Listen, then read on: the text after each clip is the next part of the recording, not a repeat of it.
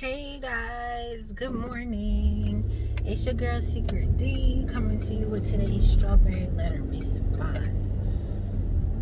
Let me tell y'all that I'm on my way to work, right?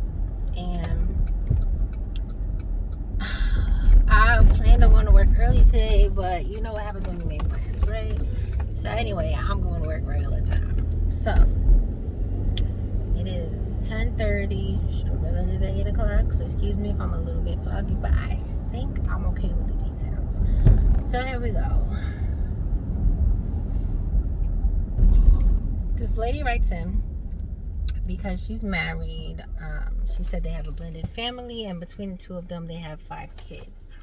They live in a 4-bedroom house. She feels like they're doing okay. They have 5 kids, 2 dogs, and her husband's brother also lives with them. So apparently the husband's brother does not work. He has some type of illness or condition or something that makes him not be able to work. So the brother-in-law also adopted a cat, a stray cat, but the cat stays outside because one of the kids is allergic. So this lady says her brother calls her and tells her, you know, he's gonna move close to them, and you know, he got a good job and he found an apartment where like 3 people are looking for another roommate, so he thinks it's perfect. So he's like, yes, I'm gonna be closer to you. And she's like, why don't you move in with me? Like, she figured out her brother can help her, you know, start her business or get her business off the ground. He can help with the rent, because she said they live check to check. So she's thinking if her brother moves in with them, it'll be perfect. You know, her brother-in-law is already there, and even though it's a little bit, you know, full in the house, she figured that the extra income would really help her. The extra push with her business and her business would help her, and then they would be able to be more financially stable and at least at minimum not be going check to check, right? So she said she told her husband was like, nope. She didn't even get to give him no details. She didn't like, oh, you know, like this is the game plan, nothing. He was just like, no, your brother's not moving here. So now she feels some type of way because she's like, well, how come his brother can stay? And you know, it wasn't like a group decision, you know, his brother's just there, and so why can't mine? So that's her thing. The title letter was busting at the seams. And here's the thing. I always preface when I give my opinion on these letters written by married people, I always let y'all know I'm not married.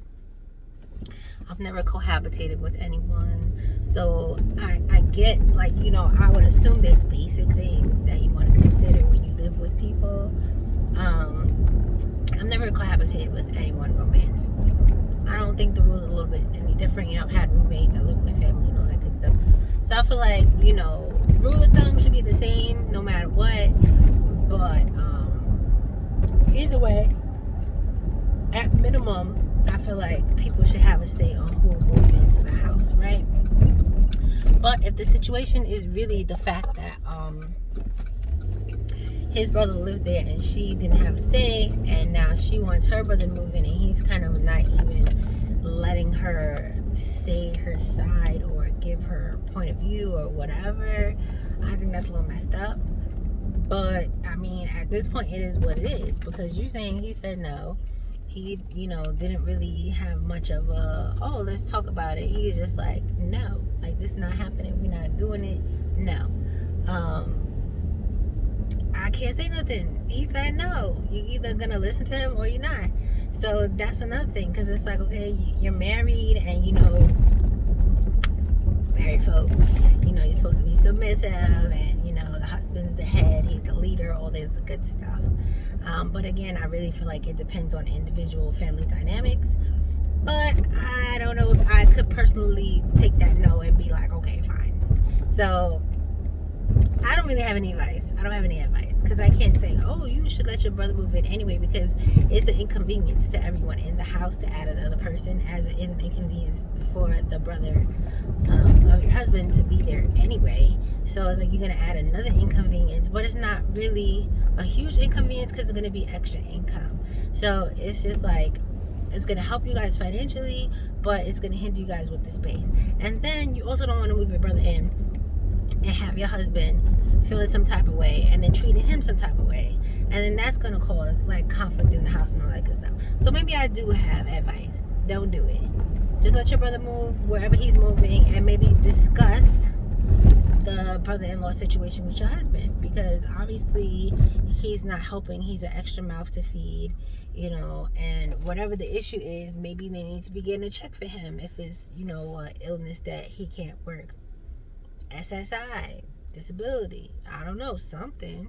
So again, I would suggest that your brother not move in, but I would also suggest that you guys have a conversation about your household and the makeup of it and what's what and who's where and all this stuff, and possibly a conversation about income as well, since you said you moved check to check, and your brother moving in will give you a little bit of help with that, and he will help you jump out your business, which we would say would be future income. So you need to have a money discussion. You need to have a household composition discussion, and you need to have a discussion about your feelings. So a lot of people don't think that's important, but it really is important for you to discuss how you feel. So obviously you feel some type of way, you should let him know you feel some type of way, even if your brother is not going to move in, because when you don't have those type of discussions, you get resentful because you're not going to discuss it, and you're going to assume that he should know, and he's not going to know because he can't read your mind. Anyway, I went from having no answers to having mad answers, but there you have it. Y'all can let me know what y'all think, and that's it. Bye.